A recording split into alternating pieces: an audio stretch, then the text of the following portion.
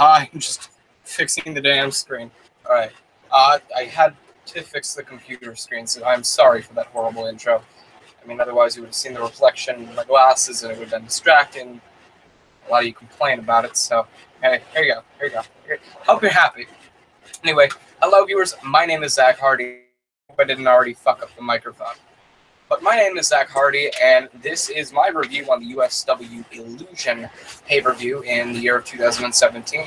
I tried to make that very clear because I have no clue almost any time whatsoever, except for the big four pay-per-views, what pay-per-views happen and when they happen. So, if Illusion happens next year, then to clarify that this is the 2017 version. And if it doesn't, then I just sound like an idiot. But either way, a couple of things to talk about with the show. I mean, I guarantee you it's going to be looked on favorably for a few specific, keynotes in the show. But, overall, I thought it was a decent B show. I thought it was a decent secondary pay-per-view for USW. Of course, it wasn't as strong, so to speak, as a lot of their other B show pay-per-views, but there is reason for that, and I will get into that in a minute or two.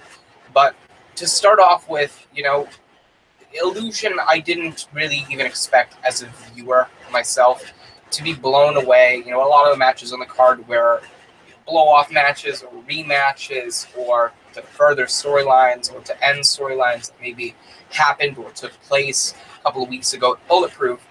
So it was kind of the end point or the continuation of a lot of those feuds. So it was a lot of the matches we had seen before, just executed differently. Now, why I didn't expect too much as a viewer, and for why it didn't deliver like a lot of other B show pay-per-views is because USW they've not said it directly, but they've insinuated the fact that they're going to treat the B show pay-per-views, unless they're a main single branded pay-per-view like Capital Carnage is to Intensity or Ultimate Consequence is to Severity.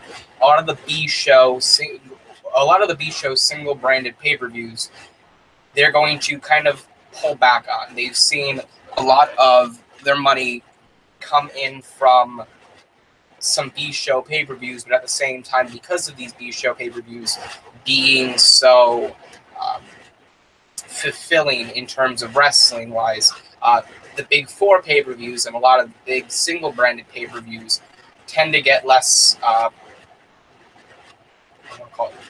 revenue than they did compared to years prior. Like last year, they had for a short period of time single branded pay-per-views, but they mended both shows into one pay-per-view card for the remainder of the year, so that way they could start anew in 2017. And this, to my knowledge, was different from years prior. The buys were down, reviews kind of made or compared the big four pay-per-views to single branded pay-per-views, and single branded pay-per-views were kind of overtaking in terms of wrestling ability and story-wise. So they're going to try to lean back on it, probably hold matches back to within a certain time frame, so that way you're left wanting more, but at the same time semi-satisfied, and maybe you're more likely to buy the big four. I don't know how much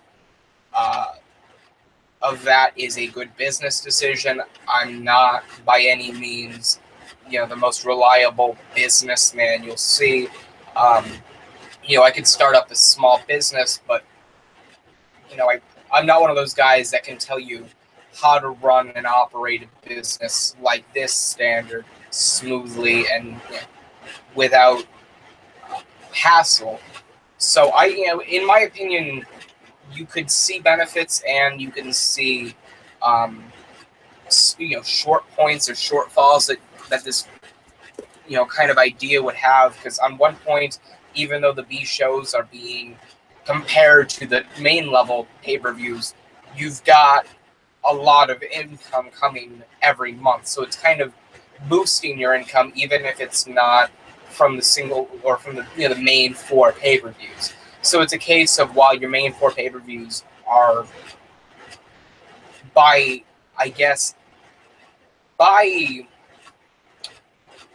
I don't want to say comparison, but I guess I'll use comparison. By comparison, they're on the same kind of level, enjoyability-wise, to a lot of the B-show pay-per-views like Illusion, and in which case it doesn't make you as much income as you would like, and it doesn't get as much attention as you'd like. But at the same time, you're making a shit ton of money from the B-show pay-per-views, which you have more of throughout the year. I don't know whether this is going to help or hurt their business side of things. From working with USW for so many years, I know their main priority when it comes to marketability, their main saying is that marketability is, or should be, and always will be, at least in USW, determined by wrestling ability and storytelling ability. It will never be judged upon how big and muscly you are, whether you look like a stone monument or not, whether you look like a road map that has a million different destinations. It's wrestling ability and storytelling that is going to be what determines your marketability, how you are perceived in the light of fans, and that is a big reason for why they have such a devoted following. And I'm interested in seeing how this works out, because USW is a smart kind of mindset. They have a smart output onto what they put into their products. And if they are saying we're going to water down our B-show pay-per-views so that way our main 4 pay-per-views can thrive more, then I'm going to take them at their word and believe that they know what they're doing. And perhaps it'll be a good idea. Perhaps watering down the B-show pay-per-views, giving me some satisfaction, but at the same time not giving me everything that I wanted, will help me be more invested in the main 4 pay-per-views. And again, another reason for why I don't know how well this is going to work out is the structuring to their pay-per-view schedule. Because as I said, I don't know when all the pay-per-views happen and when they happen or what their names are, other than the big 4, which is Insanity in January, Call to Greatness in April, Warzone in June, and Bulletproof in November. Because then you have, between Bulletproof and Insanity, you have one B show. So I don't see how you can be semi-satisfied and wanting more when you have the structuring and how they go about scheduling the pay-per-views is weird. It's more fitting into how the pay-per-view itself feels and what it feels like on the calendar. But I have some idea of how this could turn out, and maybe this is a lesson bias for the B show pay-per-views unless there's a main talking point that everybody knows about. I don't know how this is going to work out, but I'm interested in finding out. And so that is the big reason for why Illusion wasn't the big reason, and the convoluted explanation for why Illusion, in my eyes, just wasn't as fulfilling as a lot of other B-show pay-per-views from this year.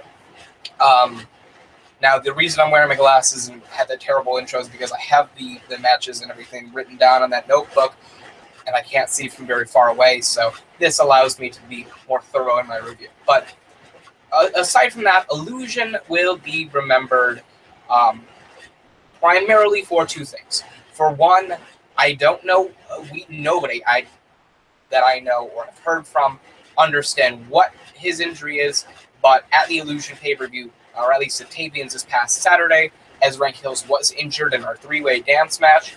He did something to his right knee. I have no idea what it was, but I'm sure we will find out soon. And the other talking point was the debut of Mr. Anthony, which was a huge talking point in USW for the past couple of months. And really, when it comes down to that, those are the 2 main things that Illusion will be remembered for. Aside from that, it was a decent show. The wrestling was all right. You could tell it was watered down because there were a lot of spots that you'd expect from guys to do that they just didn't pull off. You had, like with Morgan Anthony and Zach Arden, you had the match end in a forfeit, and nothing happened about it throughout the rest of the night. So it's like you are left wanting more from that. And then, so it's a case of, like, maybe there are some matches that are going to leave you wanting more, and there are some matches that are just going to, satisfy you in parts, but at the same time, not fully, not completely. And, again, I don't know how that's going to turn out. I have some sort of idea how it could turn out, but I'm not going to speculate. I'm just going to go with, what I see from the product, especially when it comes down to when it debuts on BBC Sport, when it goes back onto online streaming, all the pay-per-views that happen, the build-up that I hear about. So I'm just going to go, about it and day by day and see how it turns out and, base my opinions on that. But aside from that, we'll get into Illusion now because I'm sure you're sick and tired of me, talking about it. So we get into the kickoff match, and it is Dwayne Porter versus Hernastley. Dwayne Porter coming off of a loss to Western Light at Bulletproof 10, and Hernastley coming off of a loss in the four-way dance to Prophecy, Philip Akron, and the eventual winner of the Blue Belt Championship, Tyree Carver, who we'll get into later in the show, at Bulletproof. So both men coming off of a loss. This match, I guess the story of the match was which one is going to gain back a sense of momentum, a sense of stride, and it was a decent match. Again, another one of the matches that, as I talked about before, you could tell was watered down. They wanted to do things that they would normally do, or they would break out from time to time when the match mattered. For example, Hernastley usually does something along the lines of like what Eddie Guerrero used to do when he goes to the top rope. He goes to set up something. The opponent gets up, runs at him, and then he leaps off the top rope and does a whole roll through. Hernastley does that. It's a big thing. People pop once he lands and steps to his feet. He didn't do that here, so perhaps kind of making the shtick, I guess you'll call it, more wanted, build it up as something of itself. Overall, decent match. The ending was fucking insane with Hernastley going for the corkscrew, which, if you're a Jeff Hardy fan, you'll know as the Whisper in the Wind. If you're a Uso fan, then you'll notice as the other whole corkscrew from the top rope. It's essentially, well, you fucking know it. You're watching their goddamn review. But Hernastley went for the corkscrew, and Dwayne Porter caught him into a backstabber, backstabber. Why do I think that they are similar things? They're not similar things. Stop calling them the same thing. Sorry. But he goes and hits a oh, fuck! Backstabber. Hits the backstabber on Hernastley from the corkscrew. Looks vicious. Covers him 1, 2, 3. Dwayne Porter wins. The corkscrew into the backstab was one of those things that elicited the groan out of the audience. But, nevertheless, decent match. Watered down from what you knew and expected them to be able to do. Dwayne Porter wins, gains momentum. Hernastley is one of those guys in USW that you can tell no matter how much he wins or loses, the audience is always going to be behind him. He is just one of those likable guys that you root for, no matter what. And so he can afford losses like this as long as he has those meaningful wins, input into there. So Dwayne Porter wins this match, gets some very well-needed momentum going forward. Crazy finish, decent match. I hate rating matches here, but fuck it. I'm not rating matches. I'm not going to rate matches. I'm just going to talk about it. Hernastley has been rumored for a couple of months now to be involved in the main event picture. I don't know how much of that is true. It's died down more so now that James is set for a world championship push. So I don't know what's going on with Hernastley and what the direction is for him. Sorry, the top of my lip is chapped as all hell. And then, on the other hand, for Dwayne Porter, I've heard people suggest that they're setting him up for a Blue Belt Championship run, which I think is a decent way to start over with him. I mean, he started with the Blue Belt Championship, was like the defining face of that championship, and to an extent still is. And then they moved him up to the USW Championship picture. He had a reign or two that flopped. and just kind of spiraled and got lost in the mid-card from there. So they're trying to do something with Wayne Porter. I have no clue exactly what it is, but I'm looking forward to it, and this win, giving him some momentum, is definitely a brilliant way of kind of eliciting that care from the audience back to Wayne Porter. And I have no clue what the direction is for her Nasty, although I would hope that it would be something along the lines of replacing Ezarank Hills and whatever it may be, because the more you look into it, her Nasty and Ezarank Hills, very similar in wrestling style, very similar in how they talk in the mic. The difference is, one is this likable babyface that the audience just cannot boo. He could punch a grandma in the face, and her Nasty would still be cheered by the audience. On the other hand, Ezarank Hills is one of those guys that has to claw their way to the top, and that's why the crowd loves him. Not just because he's a lovable and adorable babyface, but because he's, determined. He's got that will to succeed. And I just love the fact that they're so similar in how they are portrayed on screen, yet have two strongly different paths. Like, her Nasty came to this love from the audience after holding on to the Key and Case contract for so long, and then finally, utilized it or unlocked it, as they're calling it now. They've called it a million different things. And then won the world title, and everybody got behind him then. Ezarank Hills, on the other hand, the whole split from Benny Franklin, the whole, redeeming himself, the USW Championship run before that. It was kind of like one was pitied, and on the other hand, people jumped on the bandwagon. It's a contrasting kind of similarity, I guess. But again, match was decent. I can't take anything away from these guys. You could tell that they wanted to do more. They just weren't allowed it. I don't want to say weren't allowed it, but they knew they needed to hold back on what they wanted to do. So, a decent match. I'm looking forward to seeing what happens with both guys from here on out. Next match wasn't even a match at all. It was Morgan Anthony against Zach Arden. I believe it was last week on Intensity, from what I've heard. Not this past Wednesday, the Wednesday before this past Wednesday. The go-home show to Illusion for Intensity, where Morgan Anthony beat down Zach Arden, and if I'm not mistaken, bloodied him with a chair. And so that put Arden on the shelf where people they didn't know whether he was going to be able to compete or not. So he's injured or on the shelf for now. So Morgan Anthony and Zach Arden were supposed to have the match. It still went on, as it was still scheduled as it was originally. Morgan Anthony walked out of the ring. Nobody walked out. Or Zach Arden's music played and nobody walked out. He had the ref count to 10.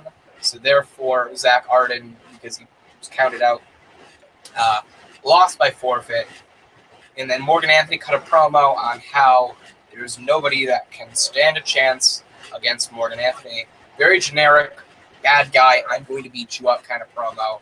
And then he left. And that was it. That was all we saw of him for the rest of the night. So, waste of time, other than the fact that it builds towards this feud that I personally don't really give a shit about anymore. As much as I'm, fully getting behind Zach Arden as a wrestler, I don't know. It's just something about Morgan Anthony that just throws me off. I can't get behind him. And this feud's been decent. It's been, showcasing some of the best that Morgan Anthony has to offer. But comparing the best of Morgan Anthony is like comparing the best Guy Fieri restaurant. Like, okay, one's food may be better quality than the other or the others, but it's still a Guy Fieri-owned restaurant. You know what I mean? It's like, just because you save a puppy and walk a grandma across the street and help, the citizens keep from a very monumental and historic tree from being chopped down, doesn't change the fact that you killed a, 22-year-old man or something like that, or you committed murder is an easier way to say it. I sound like a fucking madman. So that's not a surprise because I fucking am a madman. But you get the point. Just because you do a shit ton of positives doesn't outweigh the negative. So just because Morgan Anthony had a couple of good matches against Zach Arden doesn't change the fact that Morgan Anthony is still fucking shit in the ring. And if he's going to cut generic promos like that, then God, I don't know why the fuck he's on the main roster.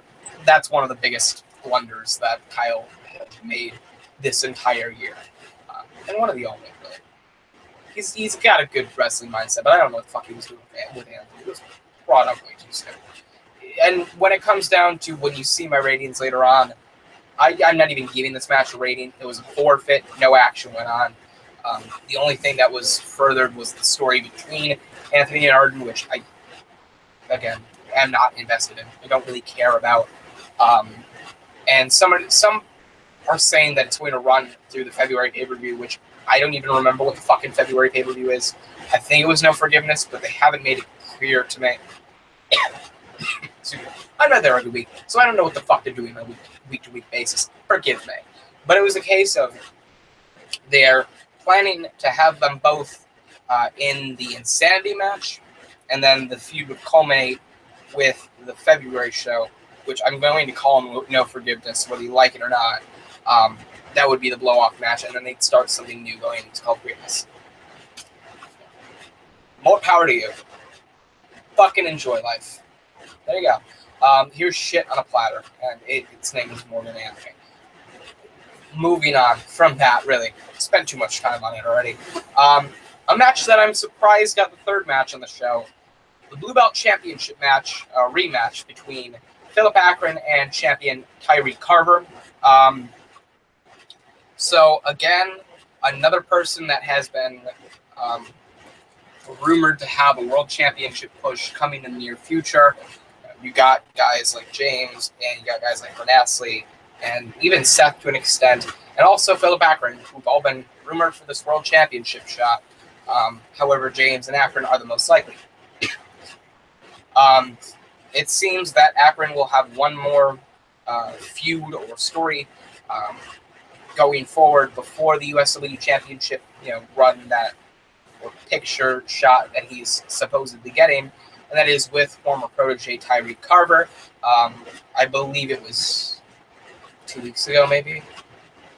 Was it 2 weeks ago? I think it was 2 weeks ago, where Akron confronted Carver about him taking the Blue Belt Championship, knowing how much it meant to Philip Akron, and demanded that Tyreek Carver apologize to Philip Akron, and then Tyreek Carver hit Akron in the head with the belt, and then proceeded to kick him while he was down, which elicited a double turn, which I believe, to my knowledge, was a double turn, making Tyreek Carver a heel and making Philip Akron a face. I don't know how you're going to work that into anything. Philip Akron's been a great heel, and Carver's been a great heel protege. So I guess they're giving the keys to the kingdom of the Blue Belt Championship picture to Tyreek Carver, and Philip Akron's going to be a face now. I won't complain. He's a great worker, so we'll see what he does from here. But this was the first match between Philip Akron and Tyreek Carver. For the Blue Belt Championship, story is Philip Akron is trying to capture the Blue Belt Championship back from Tyreek Carver. Tyreek Carver is trying to keep it at all whatever it may be, whatever possible way that he can hold on to that title, he will take it. So the match goes on for a good 10-15 minutes. Decent match. More power hitting than anything. Carver would get a little bit of a flurry of control in, and then Philip Akron would counter, and then he would take advantage and proceed to beat down on Tyreek Carver. So it's a case of Carver becomes desperate more throughout the match, and that is one thing that I like that you can clearly see in Illusion, which was the fact that while the wrestling quality is going to be watered down to an extent, I hate using that word, but nevertheless, it is going to be watered down. They're kind of treating the stories heavier than the wrestling ability now, and I like that. So the story is that Akron, no matter what Carver does, Akron keeps coming back and beating him down, the veteran beating down the protege. So Carver becomes desperate more throughout the match. as it goes down. So at one point towards the end, Carver goes to the outside. Philip Akron foul. Fuck. Yes, he fouls him. He chickens him. Philip Akron follows him, and Tyree Carver runs him into the barricade. His hip hurts. Oh, my hip hurts. Carver gets in the ring and waits for the referee to count him out. Philip Akron starts getting up, goes to get back in the ring. Carver gets back out, tries to run Philip Akron into the corner post. Akron counters, hits him with a punch to the gut. I was going to say low blow because that's coming up next. And then hits him off of the ringside apron. The referee gets out, wants to check on Tyree Carver because he's holding his head. And then Philip Akron moves the referee out of the way, goes to pick up Tyree Carver, and Tyree Carver low blows him, disqualifying himself, giving Akron the win via disqualification, furthering the storyline, keeping the title belt on Carver. And then Carver proceeds to beat him down on the outside and then holds the Blue Belt Championship up high over his head on top of the commentary table. Not going to complain about this match. This story was great. It absolutely outweighed the wrestling side of things, but that is because it is the first match, and it is understandable to see them want to push this story further. It only makes them both look better. It makes the Blue Belt Championship division look better. Overall, it's best for everybody, and it makes Carver look like this pussy shit heel that, when in times of doubt, crumbles under the pressure and breaks to whatever means necessary to hold on to the title. So I like that storytelling. I like the fact that they're making Philip Akron out to be a more dominant force, and not a bad guy dominant force, but a legitimate good guy. You want to cheer this kind of guy force. And I just like what they're doing with this feud. And I see big things for it. I was skeptical of Tyree Carver for a while, and now I'm kind of seeing what he can do. I'm liking what he's capable of, and I'm looking forward to things. So, good on to them. I'm all on board with this feud. Next match on the card was between Amore and Xavier King and Andrew Morris and Andrew Palmer. This match was, another match that was watered down, and you see a lot of them throughout this show. It's hard to describe how the USW tag team divisions on both intensity and severity work out. It's probably like the X division of TNA circa 2007, 2008. It's very high-tempoed, fast-paced, so when you see a team like Jack Ramsey and Austin Cole kind of work more work more methodically against opponents, it's refreshing, it's different, it's a nice feel, makes them stand out. Amore and Xavier King are not methodical, they're more thorough, I would describe them as. And MP45 is, that team that will do flippy shit a shit ton. So, out of anything, I would have expected them to lead the tag team division alone, since that is a huge draw of interest in these shows. But, you could tell MP45 was also holding back what they wanted to do, a lot of their flippy shit routine. So they ended up just, doing a lot of, high speed, high tempo, up tempo kind of shit, and, less aerial offense. And I liked that. I get a lot of criticism for liking specific things, and a lot of people like the fact that MP45 is very flippy shit, but,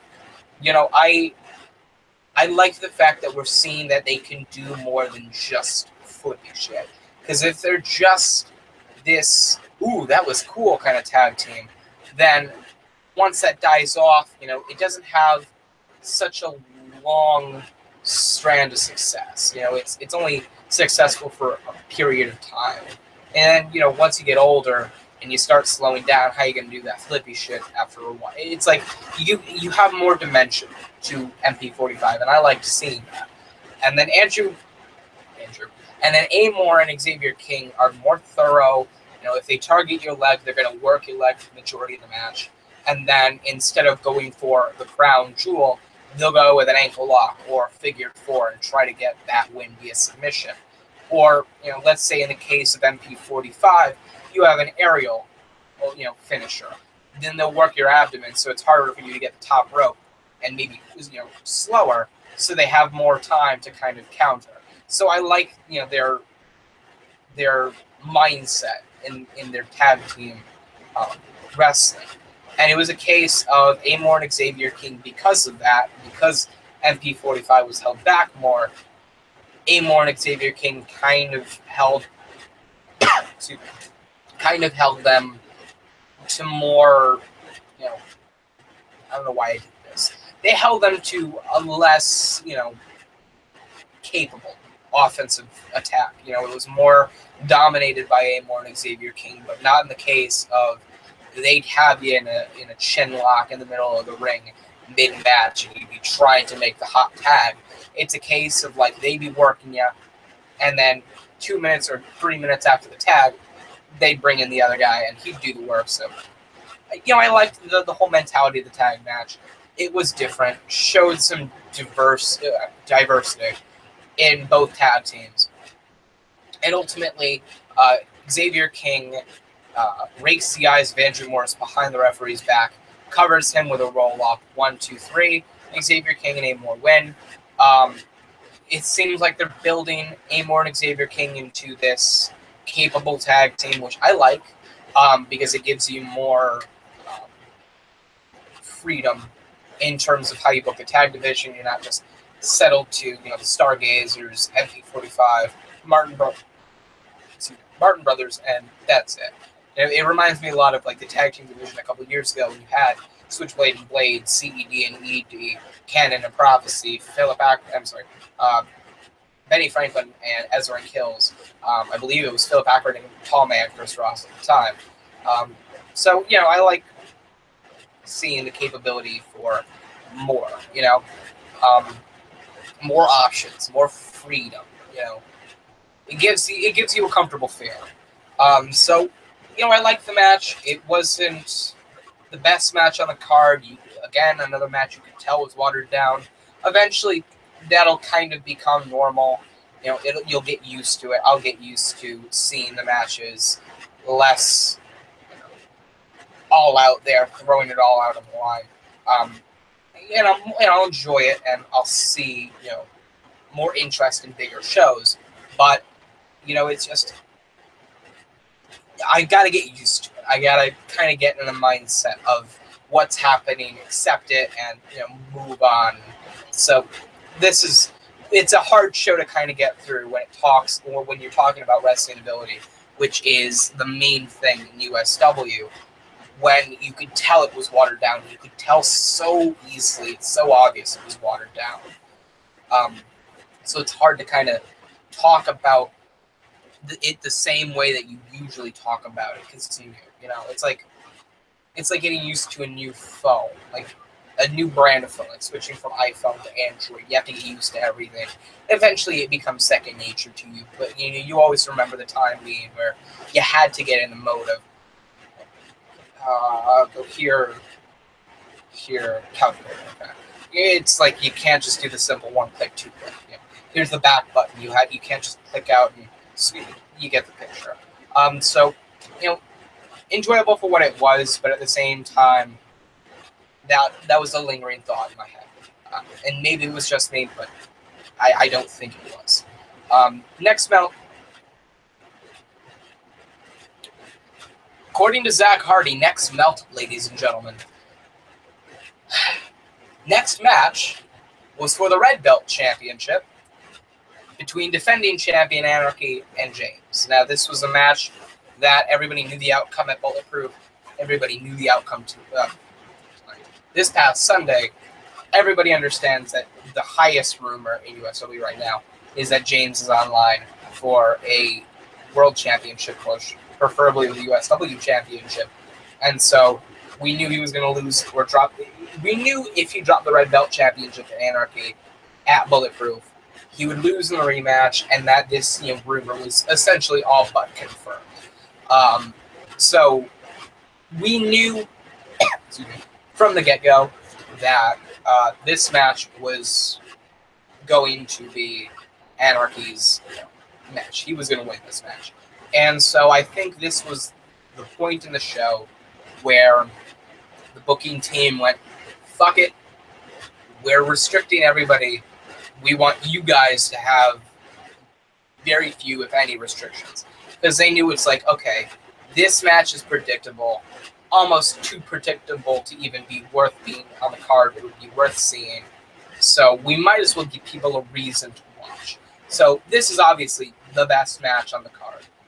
This was obviously the match that you would go away from this pay-per-view going, if I would watch the show again for any match, it would be that match. It would be Anarchy versus James. So you had James going all out, springboard after springboard. You had Anarchy using the ropes for leverage. You had him going with this all-out physical assault. Well, not assault, but physical beatdown. You'd wear James down. He'd come back. It was a fun match, especially seeing whatever else you had seen earlier in the show. This didn't feel watered down, whether it was or not. And it got to a point where you knew he wasn't going to win, but you kind of thought, well, maybe they'll throw a curveball and have James win and then just carry both championships. And, it didn't happen. But James had gone to the top rope and then walked tightrope on the ropes until almost midway to the midway point, but you could tell he was kind of losing the balance. So he hit the midway. So he hit the springboard shooting star press, not 450, onto Anarchy in the middle of the ring, and got a very, very close 2.7, 2.8 call. And so at that point, you're like, oh, no, he didn't get it. Okay, so we're good. But overall, it was a fun match. You had it was a clean finish as well, so it looked good for both. You had Anarchy in the Chaos Series backstabber, not backbreaker, on James to win and retain the Red Belt Championship. So it makes Anarchy look good. He beats James at Bulletproof, then beats James at Illusion, both clean. I believe both. I don't remember dirty tactics to win the match at Bulletproof. Not to my knowledge, at least. And at the same time, James now...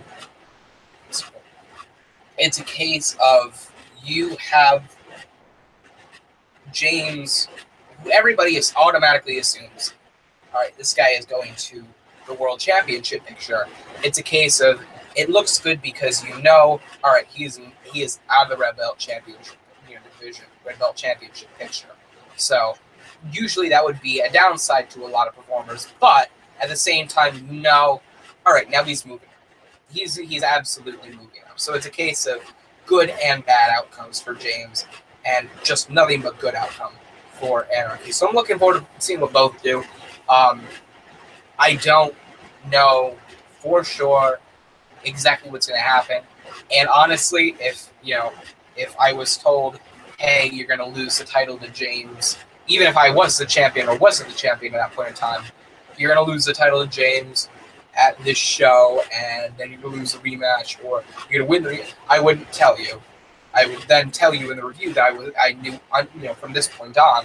But just letting you know, if there is James versus Zach Hardy, I'm not going to say, oh yeah, I think James is going to win because, or I'm not going to say, oh yeah, I think James is going to win because I was told James is going to win. No, if I thought, I'm just talking out of the eyes of a viewer. So just know, for those of you complaining that, oh, you gave it away by saying you thought that this guy was going to beat you. So, he's obviously going to beat you because if he was going to beat you. The mindset is, I am a wrestling fan, not, in these reviews, not I am the wrestler. So just mind that. So just because I say, yeah, I think James is going to win, doesn't necessarily mean I'm telling you James is going to win. So just make that clear. Until after the show, I'm not telling you whether I know he's going to win or not, whether I know anybody, my opponent or not my opponent, is going to win or lose. Just remember that. Gotta remember that was a huge reason for why I loved being able to review the USW shows, not being a part of the show. Fuck. Anyway, straight up enjoyable match. It was weird not seeing James go for the midway, because you see him go for it more often than not, whether he hits it or not. But refreshing. So next match was the 2-on-1 handicap match between Fernandez and Gringo and Prophecy. I don't remember what started the feud. I remember hearing something about Fernandez and Gringo wanted to make an impact, so they cut a promo on Prophecy. But if I had to guess, they probably attacked him. So I'm going to go off of the the branch that suggests that they attacked him. So it was a 2-on-1 handicap match. The Prophecy has to work against both of them. And it's that tag team, or the tag in and out handicap match, not the tornado tag, the tornado handicap match. And so this match was good. Prophecy was very prominently featured in the match. That's the wrong word to use. He was the only one on his fucking team, so no fucking shit he was prominently featured. Shit. What I meant to say was that Prophecy was very heavily focused on in this match. It was a case of he would find a way to overcome the strength of Fernandez and Gringo, but at the same time, he just couldn't get it done. Fernandez was always on the ring apron, so there was never a clear way from pin Gringo. Or Gringo was always on the ring apron, so it was never a clear opportunity to pin Fernandez. So it was a case of he had to find an opportunity. There was one opportunity in the match, the entire match, and that was Prophecy knocked Gringo off of the ring apron by accident, as Fernandez Irish whipped him into the corner, and he caught Gringo in the face with the elbow. And then he caught Fernandez, who ran at him, with a big boot in the corner, and then hit him with a bulldog, and then locked him in the lip lock. So at that point in time, he had found his opening and was just hoping that Fernandez would tap before Gringo came to. And the case was Prophecy had Fernandez ready to tap, but Gringo got back in the ring and hit a drop kick on Prophecy, right to his face too. And then as he got up, Gringo helped Fernandez up. Fernandez hit the head chop, or the head kick, whatever he fucking calls it. It's something generic, but it's an enziguri to Prophecy and covered him for the 3 count. So Fernandez and Gringo win. I, again, love the storytelling of Prophecy has to find that opening, because it is a 2-on-1 handicap match. He doesn't have help. He needs whatever luck he can muster up. Excuse me. And so I like that storytelling there. These were one of the matches that I didn't feel were directly watered down, primarily because I haven't seen Fernandez and Gringo work too much this year, primarily because I've only seen like 2 or 3 matches that they've had. But from what I see, they still have that tag team chemistry that they used to. But when it comes down to this match, Prophecy had to play a different role than he usually plays. He couldn't really be that technical wrestler. He needed to battle back. He not only had to wrestle a good match, but he had that thing in the back of his mind that remembered, not only do I have to have a good match, but I have to make sure I capitalize on every opportunity as well. So he had to play up. He had to show up and really perform. And so that was the case of Prophecy's mindset. So you could tell he was in that different character kind of thing. So good match. Absolutely enjoyed the match. Absolutely enjoyed the storytelling. Whether I kind of hit it on the head or not, it doesn't matter to me. I enjoyed the match for what it was, and I'll take away from it what I feel like is necessary to take away from it. That's just my opinion on that. You could tell it's going to go further. I'm interested in seeing what happens. They've been talking about how Fernandez and Gringo are going to get a gimmick change. They're going to be more arrogant or narcissistic, which, more power to them. They used to play that gimmick very well. So, I wouldn't be surprised if this new spin on it was successful for them. And then on the other hand, you have Prophecy, which, I'm looking forward to that build up of he's got to find the opportunity. Let's say in this show, he has the opportunity and Fernandez can't tap, Gringo gets involved. And then the next show, maybe he doesn't find a single opportunity. Then the show after that, he finds an opportunity, pins, Gringo, for example, but Gringo gets his shoulder up at the last minute, and then he finally finds that opportunity and finally capitalizes on it to win. I like that idea in my head. Whether that's going to happen that way or not, I don't know. They're going to keep Fernandez and Gringo looking strong, but I'm invested in this the same way I'm invested in Akron and Carver. So we'll see where it goes from here on out. I'm looking forward to it. Next match is for the USW Tag Team Championships. The Martin Brothers defended against the Stargazers. This match was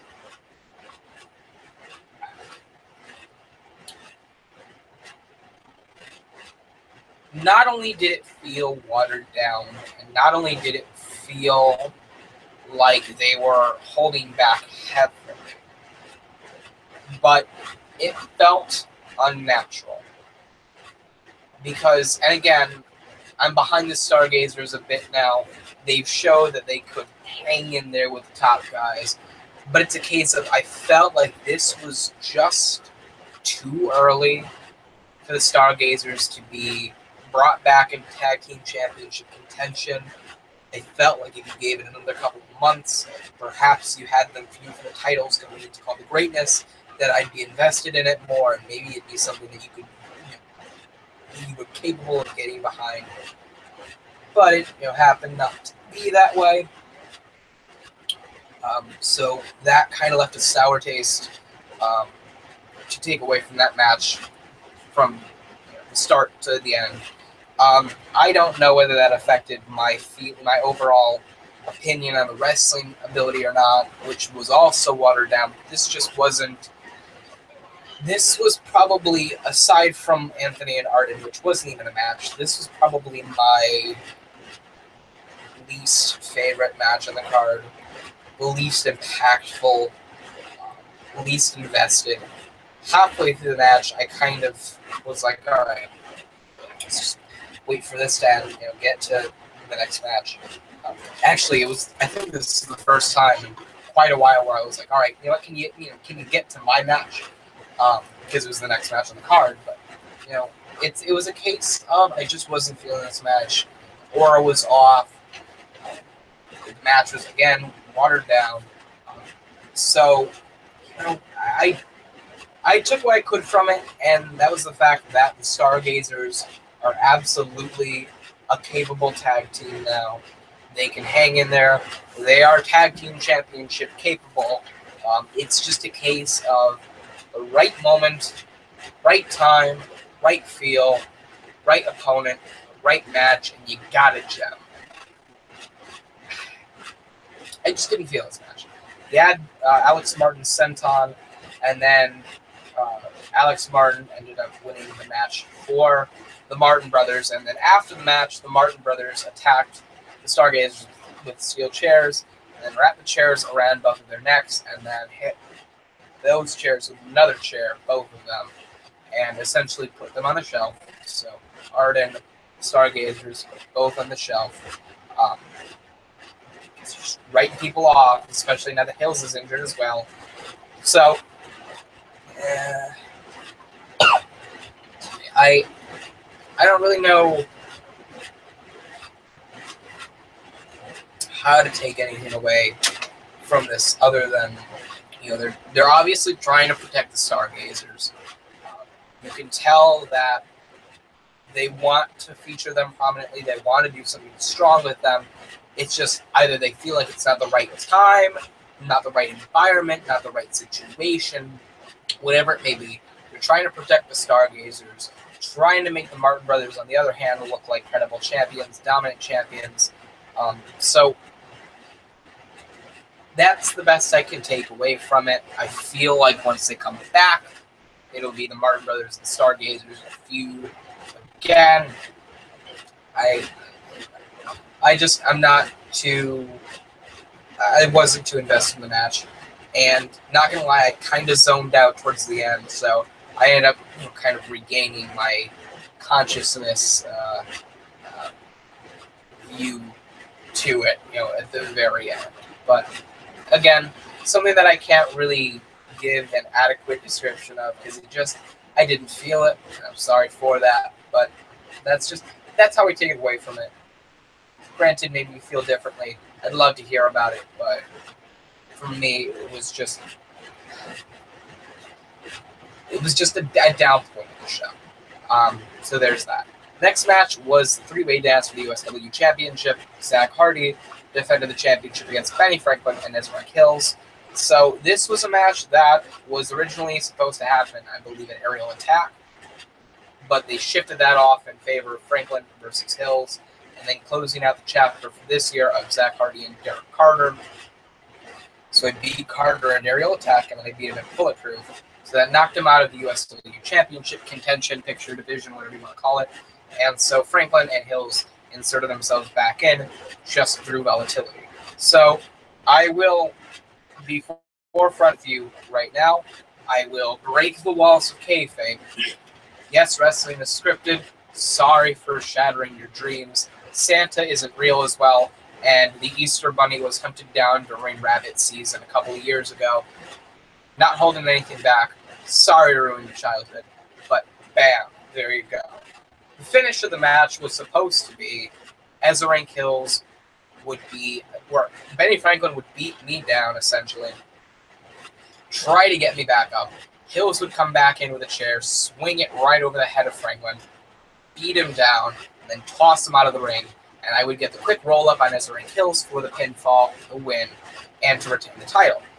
Now, I don't remember how long it was, because obviously the first time I wrestled, and the second time I just had to watch the Martin Brothers and the Stargazers. So I believe it was around 20-25 minutes. And around the 10-minute mark, I want to say, educational guess, Hills went for a top rope move, and it was supposed to be just a seated senton. He hit it, and you could see, because it was a seated senton position, so he was like in a powerbomb position, and he went down. Once he landed, you saw him fall to the right. You saw him grip at his knee, and so at that point, people were very afraid that he had, blown his ACL out, torn his MCL, done something, and everybody knew at that point, oh fuck, something happened. Something at this point, everybody's like, all right, is he okay? And so I will say right now, with everybody wondering, and perhaps you haven't heard the update, no, he did not tear his ACL. He did not tear his MCL or his medical meniscus. He did not blow anything out. He did something to his knee, something around here. Aside from that, I know nothing more. I know the guys at Intensity, or the Intensity Davians, heard more than I did, and I haven't gotten to ask Anarchy or Prophecy. Won't use the real names. But from what I heard, he did not tear his ACL. He did something around here. So I don't know how long he's going to be out, but I know he's going to be on the shelf for a while. No, that was not a part of the match. It was a legitimate injury, and so we ended up changing the ending mid-match. So people were left very annoyed at the fact that Benny Franklin went on a rampage, beat me down, and then I just automatically rolled him up and got him the cover. So it was an anticlimactic ending. People were pissed at me. They were annoyed. Oh, Zach's burying talent again. Oh, Zach's putting himself over. Like I'm fucking Triple H or John Cena from a couple of years ago or 2029 Roman Reigns. Yeah, I'll fucking accept it. Sure. I called the end of the match. I had to think of something off the cuff, and that was the best I could come up with. Tried to make Franklin look good. Had to fit in the roll-up some way or somehow. So, I'm sorry. My apologies. I'll accept it. My bad for the match ending anticlimactically. That's not me being, yeah, I'm so sorry. That's me being legitimate. I am sorry I fucked up the match. So, there you go. But it was a case of, in the moment, heat of the moment, when we knew, all right, Franklin had to kick ass in order to look strong. Hills had to battle back in order to look, like a champion, like a fighter. And in order for me to somehow get away with a championship, because everybody knew I was going to win the title, I was going to retain the title, it was a case of you had to do all of these things, and at the same time, the finish couldn't be anything that weakened everybody. As much as people are saying that Barry Franklin, and now he's not going to be the same, blah, blah, blah. You can stop now. I've heard it a million times. Thank you. But at the heat of the moment, we thought, okay, have Hills kick my ass, have Franklin kick my ass, have Franklin kick Hills' ass, have him throw Hills out of the ring, and have me walk out with a roll. That was the best we could do. So I'm sorry that we were disappointed.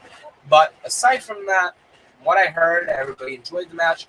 The biggest takeaway is Ezarank Hills okay. But from what I heard was, how is this going to translate the feud between Hills and Franklin? What is Zach Hardy going to do now? Is he going to start being on intensity now that he's no longer in school? A lot of questions up in the air, real life and storyline wise. I don't have all the answers, so I don't know.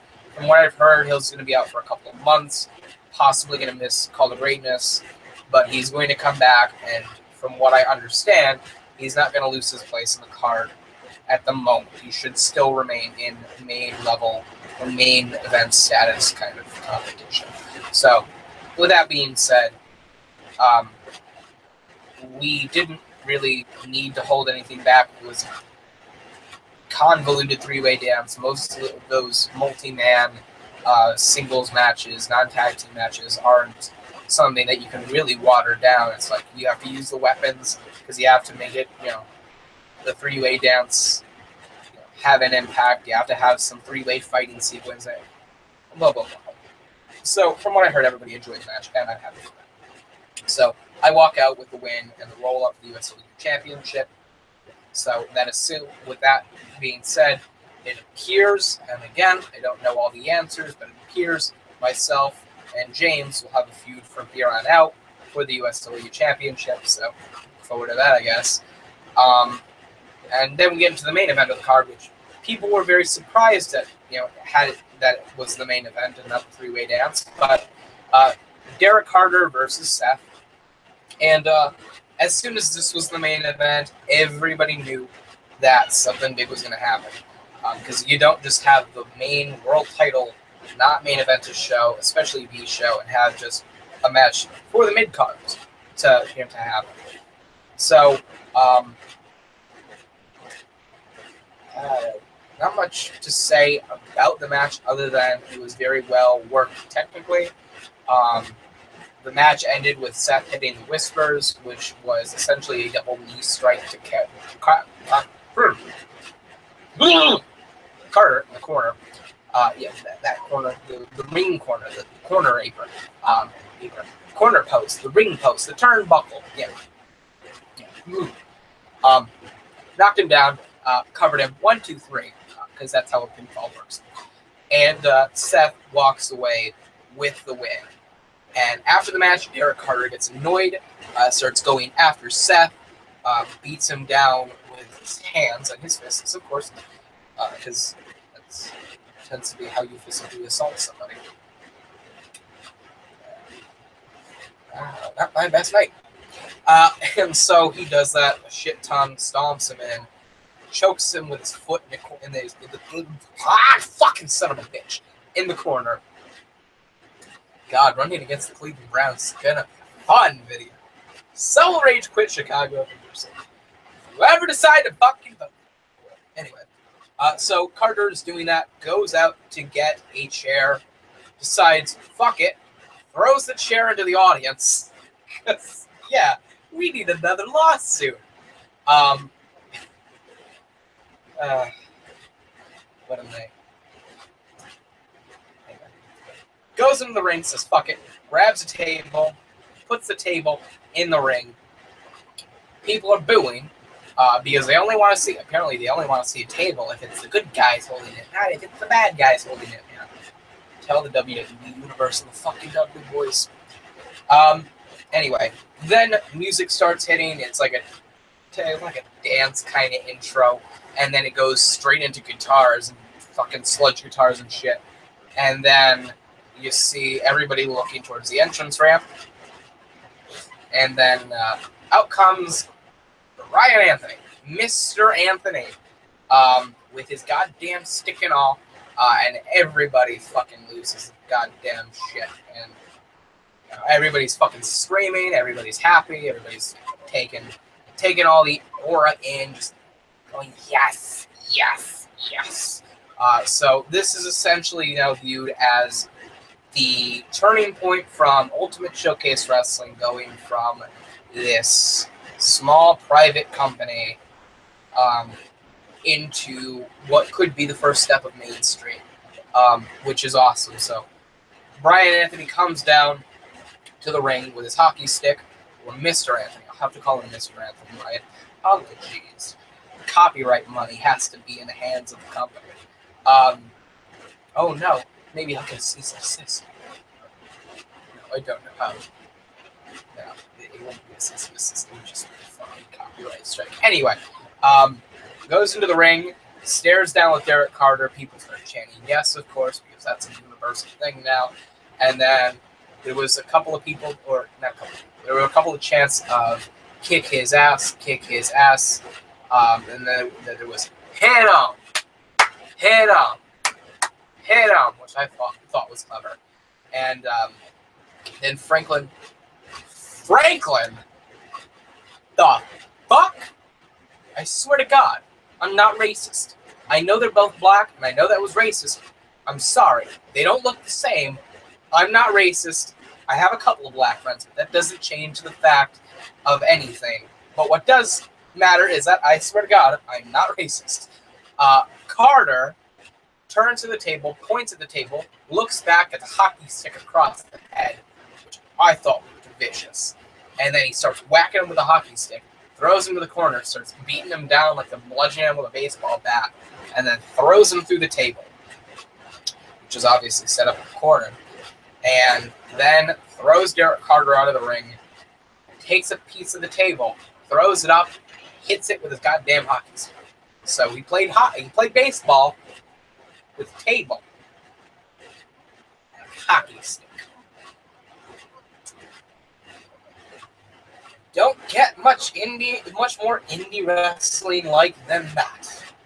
So the show closes with what the fuck, Mr. Anthony holding up the hockey stick to the hard camera, holding both hands in the air, and then doing this like he's entered this state of zen. He's now free. I can breathe. Anyway, that ends the show. And as I said, those are more than likely going to be the two things that this pay-per-view is remembered for. Ezarank Hill's getting injured, especially at such a bad stage. Like, just such a bad time. And you could tell he's destined for bigger things going forward. And Mr. Anthony's debut. I don't know if you're gonna name him Mr. Anthony, you're gonna keep the Anthony name, Brian Anthony name. If you're gonna call it the fucking Army of One, you're gonna give him a goddamn different name. Maybe Brian Andrews, or maybe fucking Chris Anthony, or fucking Pillar Montgomery McBoogerface, or something. What? I won't argue. They have something in mind. Whatever it may be. Just good luck with it. So, obviously I'm looking forward to seeing what they do with Mr. Anthony going forward. Sets up a few with Derek Carter, makes Seth look good because he now has momentum after beating the former USW champion and USW championship contender. So overall, I want to give it a damn good grade. I wrote down 3.5 out of 5 stars, but now that I'm sitting back here and talking about a reminiscing through it, I'm going to give it a 3 out of 5. Primarily because, so many of the matches, too many of the matches. You had fucking Porter and Bernassi. You had Akron and Carver kind of. King and Amor and MP45. Fucking Martin Brothers and Stargazers. There's just almost half your fucking card that just felt watered down. And I could very well give it a 2.75 out of 5, but that would be doing injustice to the impact that Mr. Anthony could make in the very near future. And the story of like matches like Akron and Carver, matches like Anarchy and James, matches like, you know, fuck's sake, Fernandez, Ringo, and Prophecy. So I'm going to give it a 3 out of 5 stars.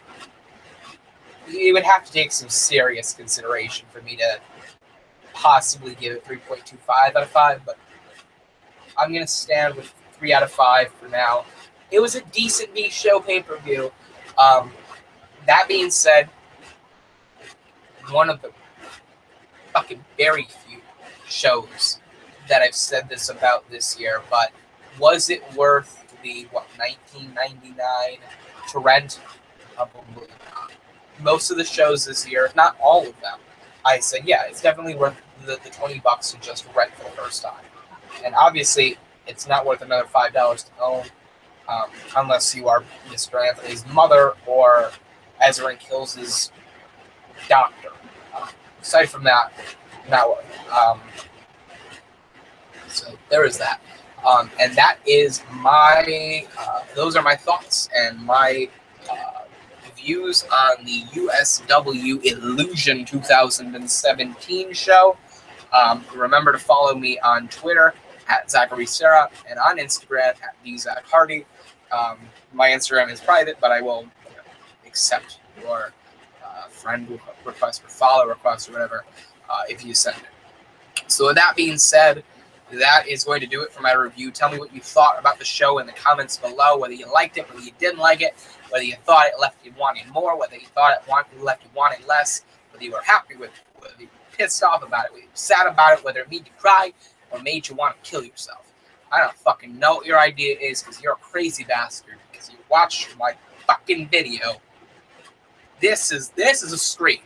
This is the fucking screen that I can't look into because the camera is not there. But you watched this video. You watched this video. Something's not alright with it. I don't know what it is. Something's not alright with it. Anyway, with that being said, thank you for watching. I hope you enjoyed. And if you did enjoy, seek professional help. Remember to like, comment, and subscribe for more. I'm Zach Hardy. Signing off. That was the awkward moment where I have to press stop broadcast. Pressing it now. Bye.